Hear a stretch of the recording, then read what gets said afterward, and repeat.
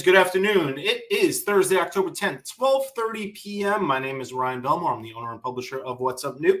And all month long, we have been chatting with candidates for Newport City Council as well as Newport School Committee. We are down to just our last couple. We have this one today, and then we have one more tomorrow. We've chatted with all candidates except one for City Council and one for School Committee. You can find all of the conversations available on whatsupnoop.com. You can listen to them, you can watch them, or you can read about them. So we are providing all the information to make you the most informed voter that there possibly could be. And we'll also be spending next week 30 minutes on question number 6, which is the bond in Newport. This Newport City Manager, Colin Kennedy, will be joining me at 10 a.m. on Wednesday to chat about that. So we're getting all that. But before that, we are wrapping up our conversations with the candidates. Back in August, I invited all candidates to join us for a conversation. And this is the purpose of this is to more than just sound bites, more than just appearance at a forum, or maybe more than attending and meeting at an event, really to get you to know the candidate, what they're passionate about, why they do what they do. And today we are joined by Cy. Cy is currently the council chair as well as mayor and an at-large. And how are you, Cy? I'm great, Ryan. How are you? Good. How's the campaign season been? It's going terrific. It has been a very lively campaign season, but it's great to see people engaged. I can tell you that one of the best indications that government is in good health and is working is when we see a good crop of candidates running for public office. That's exactly what we see here at the local level. That indicates to me that people believe that being involved, serving in government is a worthwhile use of their time and that they can have an impact. And I got to tell you, that is probably the best indication that the democracy in Newport is healthy and thriving. Yeah, and I was mentioning this to a school committee candidate yesterday that, talking with everybody, about 10 on each side, everybody wants to get to the same place. It's just how do you get there? Everybody wants it to be a more affordable, community-based city. So everybody has the kind of same end goal. It's just about how to get there. And is that kind of how you're feeling as well? Absolutely. I mean, the policy differentials are important. They are defining characteristics between the different candidates, but they are certainly clear, particularly in this election cycle. Ryan, we were recapping. We've had over 101 meetings and workshops with Newport City Council since I've been serving. I know you've talked to other candidates about that. That is an extraordinary amount of work. And we have made great progress through a lot of those meetings working together as a council. Of course, not every single one is smooth. There are going to be major policy differences in the conversations we have. We've invested a lot of time in having those conversations, having them on a public stage, and really being able to vet through where we're each coming from as colleagues and trying to reach the best decision possible we can as a council. I'll tell you this, the one thing I've been very focused on with this council is making sure that we actually aren't just talking, but that we're actually taking action. The painful reality of whenever you take action is that there's going to be blowback in certain places, but I have felt like Newport for a long time has studied things long enough and that we need to actually start taking action to help residents. This council has been doing that work. It hasn't been easy. They've been bold in stepping forward on that. And I've been proud to be at the forefront of a lot of those changes we've made as a council. Yeah, 101 meetings over just about 2 years. Anything come to mind as a favorite accomplishment or something you're extremely proud of? There are two things I'll point to. The first is the approach that we're taking to resiliency as a council and as a city, that we have reorganized our city government to look specifically at whether every development that happens makes sense for the long term of this community. And if it's helping us better be able to withstand the pressures that we are feeling as a community, whether it's the impacts of climate change or if it's things like tourism that increasingly is causing challenges for us from a traffic perspective, we now will be making those decisions under a very well-respected resiliency director focused on that. That's also helping us pursue federal funding. You have to realize that working together, we have secured over $40 million in federal funding. On a $115 million annual budget, that is not chump change. So I'm very proud of the work we've done there. Second is on education. We've really leaned in on the issue of education as a council, trying to figure out ways that we can work towards supporting the students in our school system. We know that our public schools have a very challenging job right now with programs like Learn 365, for which Newport was the top awardee in the state. We are making innovations, partnering our nonprofit partners with our public schools in ways that fully integrate the experience students are having, and that's showing big results immediately. So I'm very proud of that work and excited for the future opportunities we have to continue scaling out to building an education system that's delivering for students. Lots of change in the last 2 years. For those who don't follow along as closely, new city manager, finance director, police chief, fire chief. Lots of change. How has that played into decision making, or what has council? What role have you had in make some of those changes? We've got to step back and look at the landscape of what we walked into here at the beginning of this term, right? I believe it was Hemingway that said that, in response to, how does one go bankrupt in the story The Sun Also Rises, he says very slowly and then all of a sudden. And so walking into office, what we were immediately faced with here was beach amenities that were beloved, that had been closed for a number of years, that had to be dismantled. We were dealing with a public drinking water reservoir that is on the cusp of being inundated by the Atlantic Ocean with the next major storm. We have neighborhoods that have gone dark as investors have moved in and transformed what were residential homes into investment properties. We have a waterfront dominated by hotels, and of course, a stormwater issue. And what's remarkable is that these challenges aren't things that are only coming to the forefront when we have a major event like a hurricane that's passing through. These are things that are now happening with every major rainstorm. These are pressures that we're feeling with every major event that comes through our community. This is the new normal for Newport, and it is incumbent upon us to take bold action to implement change to help alleviate that pressure for residents. And what a lot of that boils down to, the problem at the end of the day that we are facing here is we are running a 3.5 million customer a year world-class city. And the burden of managing that entire city is falling on the backs of a small town administration designed around a 24,000 person year-round population. And so residents have ended up stuck footing the bill. On that $115 million annual budget, only $6 million is coming in from tourism-related revenues. That equation is upside down, and we have to work to correct for that. But when you talk to our department directors, when you talk to the city staff about how we've ended up in this situation, they give two answers. The first is a lot of this stuff is controlled at the state level, and so we don't have the bandwidth to go out and tackle it. And the second is that issue of bandwidth, right? We are doing everything we can just to get from season to season. We don't have the time to think about the long-range solutions that we need to implement and to go after that federal funding. We've moved swiftly to change that. The council has almost uniformly been supportive of things that have expanded the number of city personnel that we have dedicated to pursuing federal funding to ensure that residents aren't stuck paying that fee. We've worked collaboratively with our state legislators to do things like tripling the cruise ship fee. So a lot of those waterfront improvements that we need are being paid for by those visitors that are coming in every single day, and taking advantage of technology, whether it's to crack down on illegal short-term rentals or to add dynamic pricing for parking downtown so residents can park for free, and that increase that needs to be covered in the way of lost revenues is being covered by the tourists who are coming in, now paying something closer to a market rate. We're going to keep pressing on how we make sure that burden is adequately shared by the people who come and enjoy our city, so that those who live here that make it so special aren't stuck footing that bill. As the chair of the current council, give you an opportunity to maybe defend the council as a whole. What's the biggest misconception about the current council? I think the biggest misconception is that we do nothing but fight and that we don't get along. We've had about a half a dozen really challenging meetings.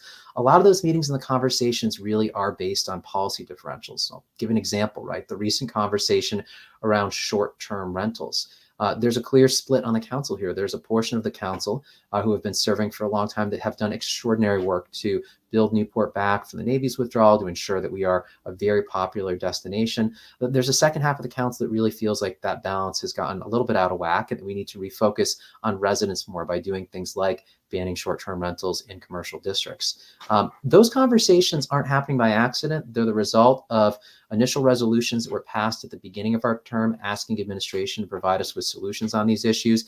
And now those things coming forth before us in the form of ordinances. So if you look at our dockets, what you're seeing are, several hundred-page dockets with substantive changes to things like zoning laws, to things like whether or not short-term rentals are permitted, to things like parking regulations.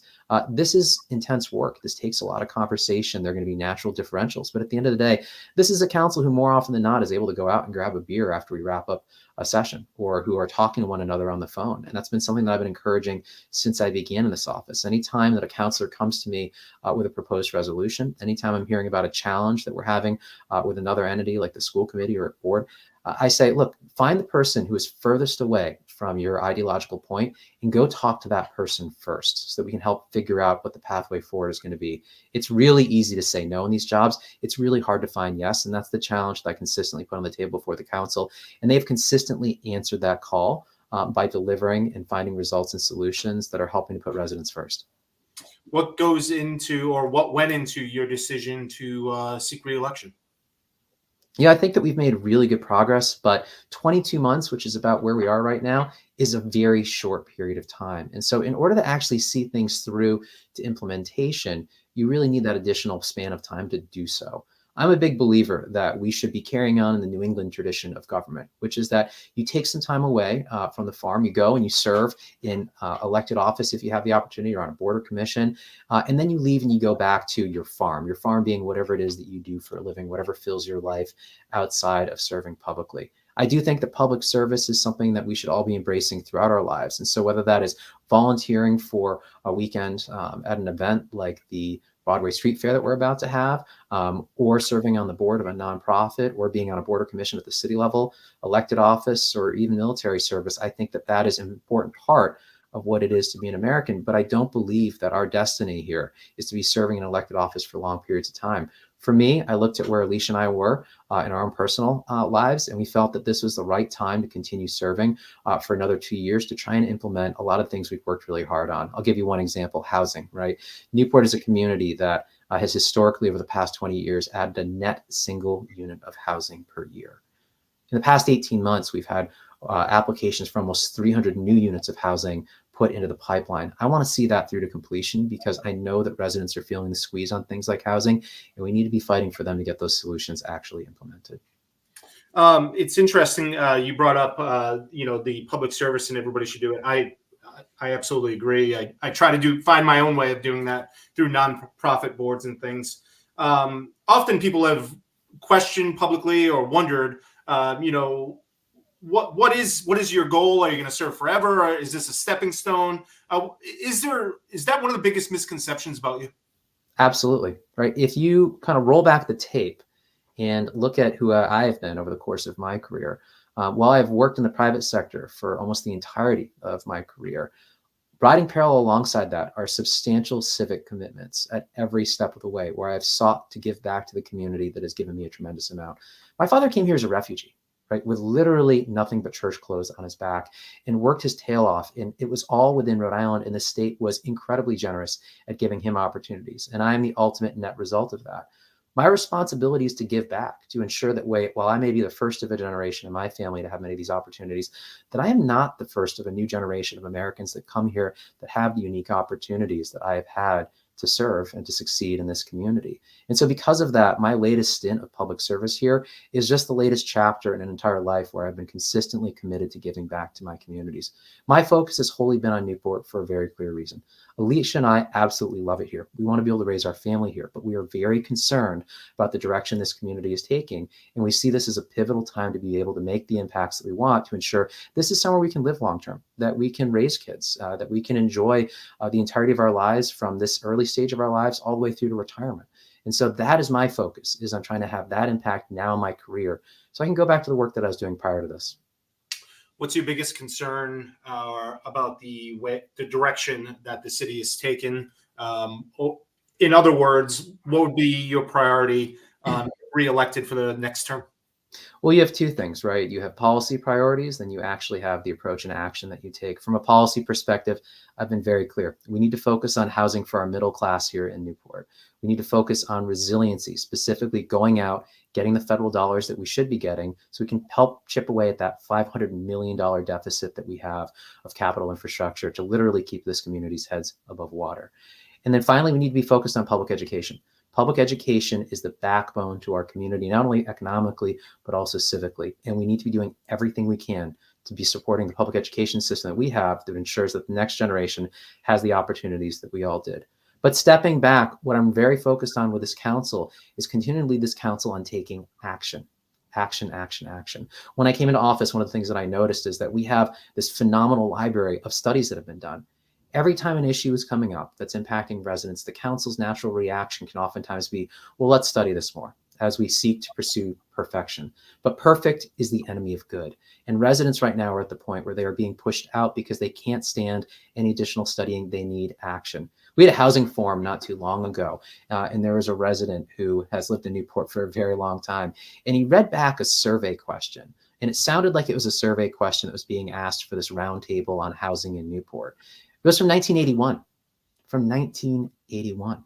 And so what we need to be doing as a council is moving beyond this business of speaking through resolution and figuring out how we build perfect consensus, and instead taking some chances and actually trying to implement some solutions, because people here are drowning in the cost of living here and the cost of ensuring we can continue to navigate climate change. And they're seeing the core of this community slip away.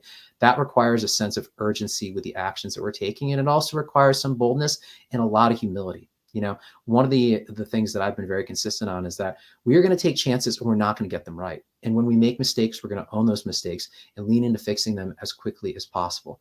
In my opinion, that's leadership. That's what it means to be bold. I've seen this council do that, and I'm hoping we can get another 2 years to continue that work. You know, with housing, living costs, affordability, you know, a lot of people want that fixed yesterday. You know, can Newport actually become an affordable place to live again? Affordable in very big quotes, because affordable changes for every single person. But, you know, can some of the biggest issues be fixed by city council? Well, I'll tell you what, if I didn't think that was the case, I wouldn't be doing this, right? I mean, every community in America are facing challenges very similar to Newport. That's one of the things you see when you get out there. The difference that those communities are getting out there, telling their stories at the state and federal money, and getting that money and bringing it home. They're also going out there, finding the best ideas possible and bringing those home. For whatever reason, Newport for a number of years has operated not only as an island physically, but also with mentality. And we have to get out there, find the best solutions, and be getting our fair share of the money. That's exactly what I focused on doing, putting this community on the state and national stage. And it's showing, right? We've brought back over $40 million in state and federal grants to this community. That's a direct result of telling the story of who Newporters actually are, how hard this community is working to address the challenges that we have, and how hard every single member of this community works every single day, not only to make this place home, but to make it better. That's a story I'm proud to be telling and helping us bring back solutions here. But if I didn't think it was possible to solve these solutions, if I just wanted to get up there and sit on that dais and complain about the current state of affairs, I wouldn't be doing this work. I don't have time for that, right? I had a very successful career headed into this. I will have one headed out of this. And so my focus in serving here is on getting these changes implemented, because I believe we can make those changes in a way that'll help residents here year round. We talked about a lot of opportunities for the council ahead, the next council, which will be appointed in December. Affordable housing, education. Anything else that you see as a concern or opportunity over the next 2 years? Again, I'm going to keep stressing it. We have to be getting out there and getting our fair share of federal money. And we also have to be thinking about how we start to split that burden under those who are creating a lot of it. 3.5 million visitors a year, 24,000 residents. And yet the residents are the ones who are footing the bill right now for all the infrastructure upgrades that we need, for all the traffic that happens throughout the year. And we've got to actually shift that burden. That means staffing up to ensure we can go after those resources, and then being aggressive about working together. You look at that cruise ship fee increase as an example of that, right? That is a result of the council deciding with one unified voice, we want this, going up to the State House, lobbying for that, getting it passed, and then actually implementing it. That's going to help offset nearly a quarter of the expense of this upcoming bond should it actually pass. That's an important step forward. And that's just a taste of what's possible. That effort was started relatively late in the legislative cycle, but when you talk to our delegation at the State House, I want to quote Lauren Carson on this. She says the city of Newport stepped up its game at the State House, and it's delivering results. Not only did we get that funding increase from the cruise ship fees, we've also gotten ourselves inserted into major conversations around grants. We were at the top of almost every major grant award that's been coming out from the state. You look at federally, right? Getting $15 million for cliff walk repairs and an additional $3 million, including the statewide green bond, to help ensure that we can repair that cliff walk, but also have some level of reserve to make future repairs and improvements that are needed. You look at the funding that we've gotten for a municipal learning center, $7.5 million on top of the nearly $1 million that we've gotten for after school programs through the Governor's Learn 365 initiative. You look at the broadband funding, right? Which right now is facing a fair amount of scrutiny. Newport is among the first communities in the state to get an allocation. This isn't by accident. It's because we worked very hard talking about the challenges that our community is facing and making the case that we're just as deserving as any other part of the state to have funding to help support these initiatives to ensure that our residents aren't stuck carrying the entirety of that burden. We're moving with this urgency because what I hear when I talk to residents every single day is that we love it here. We'll do whatever we can to stay here, but we literally feel like we're drowning every single day. I hear you, and we're working at it as aggressively as we can because we represent you. And if people aren't connecting the dots there, a lot of those grants, federal, state, nonprofit, whatever, wherever they're coming from, that are going towards infrastructure. I'm just tying it back to for that means your taxes aren't going up. But when we talk about taxes, I find an interesting one here is the $98.5 million bonds, question 6. We have that for infrastructure. We also have that number out there of the 500 million of infrastructure needs. Just wondering if you could touch on that. How did we get here? Did we just put off maintenance on everything forever? And looking ahead 20 years from now, how do we make sure this doesn't happen again, where it just piles up all at the same time again? Well, within those 101 meetings that I mentioned earlier, Ryan, were a number of meetings focused specifically on our long-term capital planning, implementing a 5-year CIP that doesn't kind of look past the issues that we need to fix and just figure, all right, well, what do we need to do to get to the next tourism season? But what do we need to do to actually improve the lives of residents on a day-to-day basis, but also to ensure that we're not kicking the can and leaving the next generation stuck footing the bill, because the music has stopped. Right? The music has stopped, and we are seeing that, whether it's with projections on saltwater inundation on Easton's Pond, whether it's looking at the 2 years of remaining life that we have on our seawalls in places like Parati Park, looking at places like the Elm Street Pier that have been washed away. We need to act now with a sense of urgency. That $500 million hole that we mentioned is not $500 million to make sure we're set for the next generation. That's just to get through the next 5 years. The next 5 years. And this is not a scare tactic. This is the reality. And so how did we get here? Right back to that earlier quote, right? Very slowly. And then all of a sudden you had years of deferred maintenance where we weren't making the necessary investments we needed. I'll note it's been over 10 years since we borrowed for general city capital projects. But then all of a sudden, right? It's that years of deferred maintenance. And then all of a sudden you see us getting hammered on a regular basis with severe winter storms. You see rainstorms that are dumping in excess of 1 inch per water through major storms in ways that they had in the past. And that's where all of a sudden it feels like we are drowning, and it's happened rapidly. And so we need to take bold action to move to deliver those solutions. The bond is just one tool of many that we need to implement in order to close that $500 million gap. And it is absolutely pivotal that we do so. I'm not kicking the can on this. And I know that these things are not easy or popular. Nobody likes to say, hey, your taxes are going to go up a little bit and we have to borrow some money to do this. But I'm being realistic about where we stand. I'm always going to be honest about what the current situation is and the need that we have to address. And I'm not afraid of these things. We know that we have the know-how and the tools to tackle them. If Newport doesn't have the ability to tackle issues like housing, like infrastructure, like education, I can assure you there's no hope for any other community. And so we need to lean into being bold on making tough decisions and implementing the solutions that our residents need so they aren't stuck continuously footing the bill. When we think about some of the infrastructure, watching, I've probably virtually attended 90% of the 101 meetings. And my personal opinion, which I should never share, is, as chair, as mayor, you're one of 7 when something goes right, and you're the man in charge when something goes wrong. So when I look at Easton's Beach or the carousel being knocked down, or the contracts for food trucks at Easton's Beach, or the sewage tax fee, everybody's looking for blame. Everybody's looking to blame somebody for all those things that have happened. Where does it fall? Look, I'm not here to kick the can politically, right? And I'm not here to make decisions that I think are popular. My focus is not on getting reelected or what I need to do to get to the next step.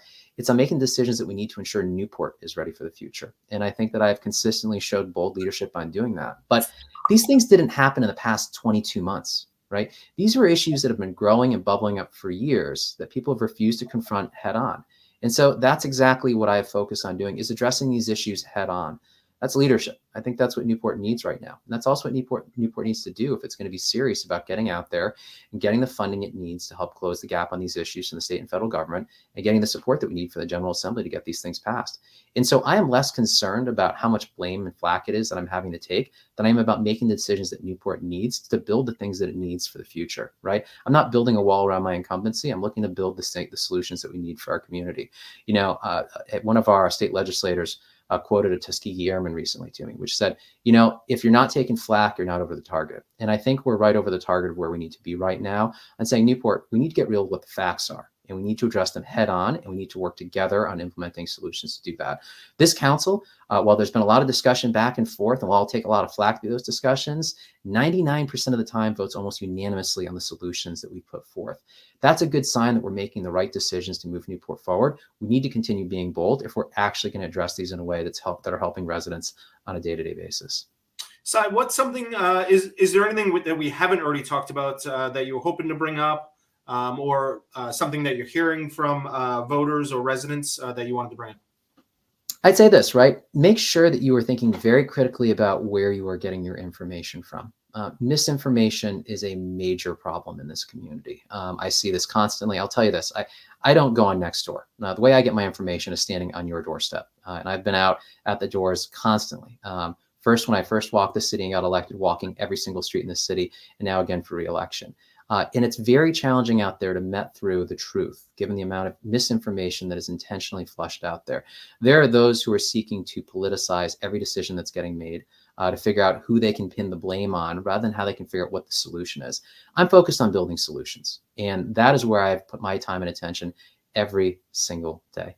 Those that know me well know that I stepped away from a very good job on Wall Street to specifically focus on this job full time when I first got elected, because I felt that's what this community deserves, and that's what it needed to get jump started in the right direction. I'm hoping the voters will give me the opportunity to continue this good work, because I can see where we're headed on things like securing those $40 million in commitments, like having 300 housing starts in the pipeline for the future, like having traction on a unified education system that helps support our public schools. But to actually see that through to implementation, to see those houses actually get built, to have that federal funding go from a commitment to actually projects in the ground, we need a second term through to make sure that those jobs are actually getting implemented and that the job is getting done.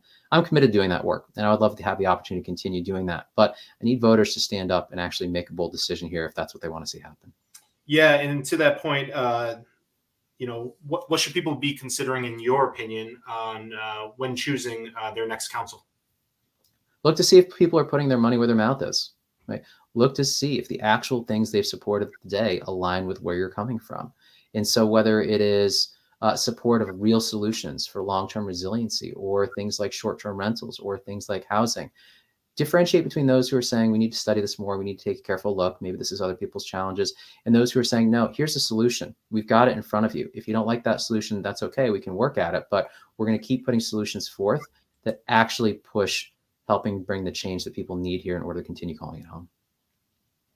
Excellent.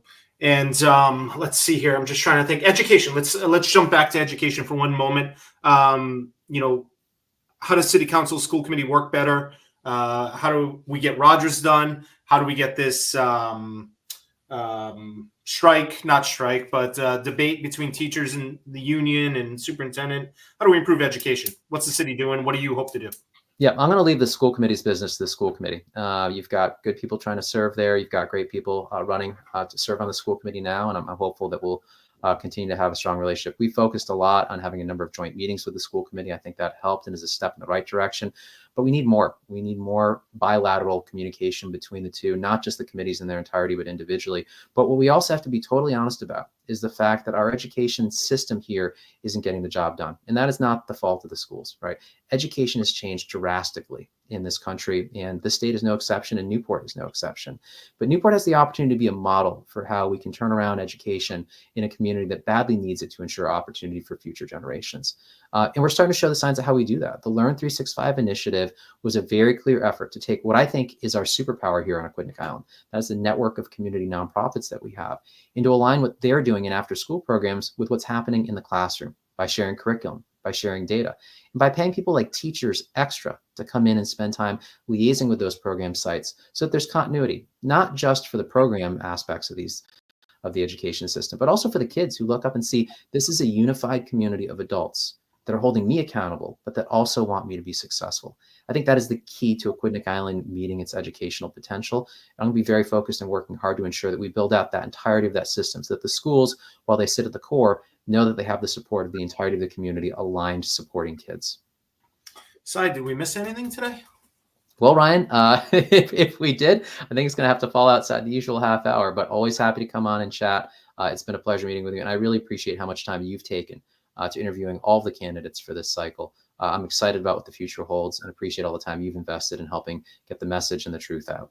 Of course, and it's scifornewport.com where you can find out more information. I will just make note in case people are confused. This was we're talking about campaign. This one, we talk about city council and other conversations, so stay tuned for those as well. We'll chat about city business at another time. And one more time, finish this out on, why people should put the check mark next to your name.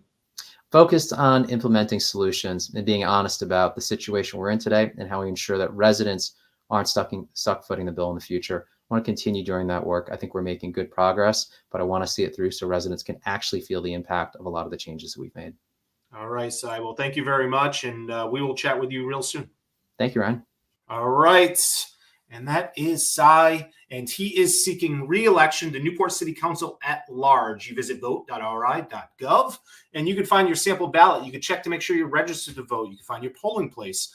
Very important to go on there before Election Day, because there is going to be certainly one thing on there that you weren't expecting and when you want to be informed about it. So you can go and read about the questions you're going to be asked. You can go see all the candidates. You can see who's running unopposed, who's running opposed. You could start looking into some of the candidates, and you can start looking into candidates on whatsupnoop.com, where we have videos, podcasts, and stories on each of the candidates running for Newport City Council as well as Newport School Committee. Again, next Wednesday, October 16th at 10 a.m., we'll be chatting all about the bond with the city manager. And we also have one more city council candidate interview coming up tomorrow. That's going to do it for this conversation. We'll chat with you next time.